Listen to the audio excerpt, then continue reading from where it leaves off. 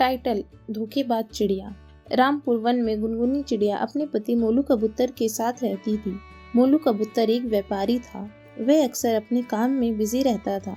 एक दिन गुनगुनी चिड़िया मोलू कबूतर से कहती है, गुनगुनी चिड़िया, बहुत दिन हो गए, कहीं बाहर घूमने नहीं गए, चलो आज घूमने चलते हैं, डिनर भी बाहर ही कर लेंगे। मोलू कबूतर अपनी पत्नी की बातों का जवाब नहीं देता। तब गुनगुनी चिड़िया चिढ़ जाती है। गुनगुनी चिड़िया, बहरे हो गए हो क्या? मैं कब से तुम्हें कुछ कह रही हूँ और तुम हो कि मेरी बात का कोई जवाब ही नहीं दे रहे। तुम्हारे पास तो मेरे लिए बिल्कुल भी टाइम नहीं है। मोलू कबूतर, गुनगुनी, तुम्हारी फालतू बातों को सुनने के लिए मेरे पास बिल्कुल भी टाइम नहीं है। मुझे आज रात ही दूसरे शहर जाना है, बहुत बड़ा ऑर्डर मिलने वाला है। गुनगुनी चिड़िया, हाँ, तुम केवल अपने काम के बारे में ही सोचते रहो। मेरे लिए तो तुम्हारे पास टाइम ही नहीं रहता। तुम्हें तो याद ही नहीं है कि आज हमारी एनिवर्सरी है। आप अब मुझे ना बिल्कुल भी प्यार नहीं करते, बस दिन भर अपने काम में ही लगे रहते हो। गुनगुनी की ऐसी बातें सुनकर मोलू कबूतर कहता है, मोलू कबूतर, तुम भी क्या पागलों जैसी बातें कर रही हो? काम नहीं करूँगा तो पैसे कहाँ से आएंगे? अब जाओ, जाकर मेरे लिए एक कप चाय बना दो। तुम्हारी बातें सुन सुनकर ना मेरे सर में दर्द हो गया है। गुनगुनी चिड़िया चाय बनाने जाती है। चाय पीकर मोलू कबूतर दूसरे शहर जाने के लिए रवाना हो जाता है। अगले दिन गुनगुनी चिड़िया बर्तन मांज रही थी। तभी मोलू के पड़ोस में रहने वाला राजू कौवा उसके घर आता है। राजू कौवा दिखने में बहुत ही हैंडसम था। राजू कौवा, अरे ओ मोलू भैया, कहाँ पर हो? आजकल तो बिल्कुल भी दिखाई नहीं पड़ते।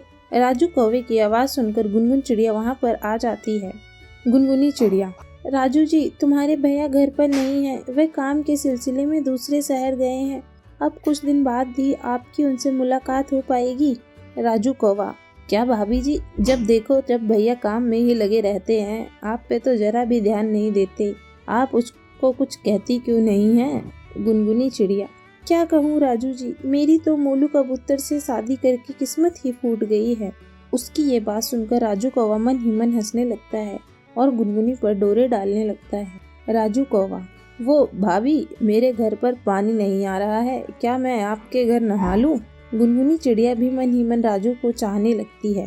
गुनगुनी चिड़िया, कोई बात नहीं राजू जी, आप यहाँ पर नहा लीजिए, यह भी तो आपका ही घर है। राजू नहाने चला जाता है। थोड़ी देर बाद राजू कौवा चिल्लाने लगता है। राजू कौवा, भाभी जी, ओ भाभी जी, मैं घर से तौलिया लाना भूल गया, जरा आप अपना तौलिया तो दे दीजिए। अब किसी न किसी बहाने से राजू कौवा रोज गुनगुनी चिड़िया के घर आने लगता है। दोनों में नजदीकियां बढ़ने लगती हैं। इस तरह कुछ दिन गुजर जाते हैं। एक दिन गुनगुनी चिड़िया राजू कौवे से कहती है, गुनगुनी चिड़िया, राजू जी, मुझे तो आपसे प्यार हो गया है, मैं तो आपके बगैर एक दिन भी नहीं रह सकती। क्या होगा जब मोलू कबूतर शहर से वापस घर आ जाएंगे? मुझे तो सोच सोच कर ही डर लग रहा है। राजू कौवा, कोई बात नहीं जाने मन, तुम बेकार में डर रही हो, आने दो उस मोलू कबूतर को, देख लूंगा मैं उसे भी। गुनगुनी चिड़िया, राजू जी, हम अब कैसे मिल पाएंगे? आपको इस बारे में कुछ सोचना होगा। इतना कहकर चिड़िया कौवे से लिपट जाती है।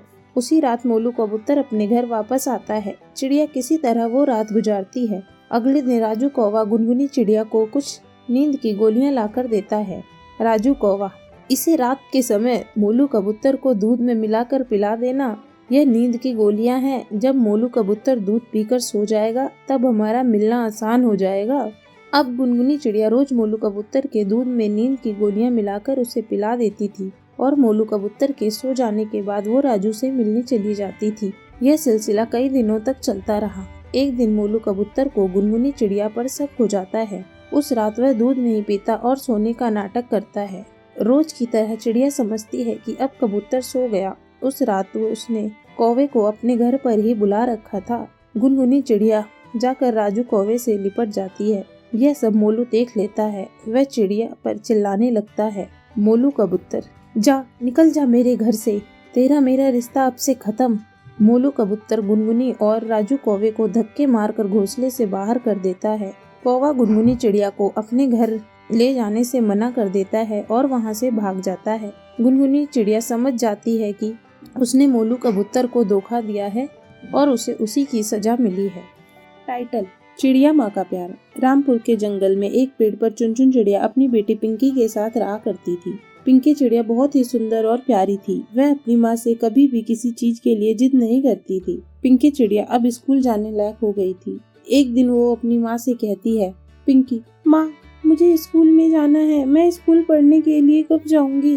चुनचुन चिड़िया, ठीक है पिंकी बेटा, तू कहती है तो मैं कल ही तेरा दाखिला मोनू कौवे के स्कूल में करवा देती हूँ। तू मन लगा कर पढ़ाई करना बेटा। पिंकी, ठीक है माँ। अगले दिन चुनचुन चिड़िया अपनी बेटी को लेकर मोलू कौवे के स्कूल में जाती है। मोलू कौवा, आओ चुनचुन बहन, कैसे आना हुआ? मैं तुम्हारी सेवा में क्या कर सकता हूँ? चुनचुन चिड़िया, मोलू भैया, मैं अपनी बेटी पिंकी का दाखिला कराने आपके स्कूल में कराना चाहती हूँ और उसके दाखिले के लिए आई हूँ। मोलू कौवा, इसमें कौन सी बड़ी बात है चुनचुन बहन, दाखिला हो जाएगा। चुनचुन चिड़िया, पर मोलू भैया, आपको देने के लिए मेरे पास पैसे नहीं हैं। मोलू कौवा, चुनचुन बहन, आप बिल्कुल भी चिंता मत करो, हम गरीब बच्चों को अपने स्कूल में फ्री में पढ़ाते हैं।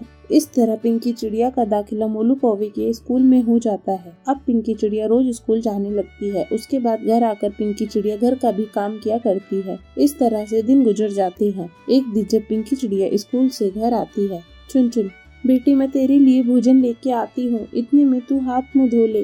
पिंकी चिड़िया, नहीं माँ, आज मेरा भोजन करने का बिल्कुल भी मन नहीं है, सर में बहुत तेज दर्द हो रहा है।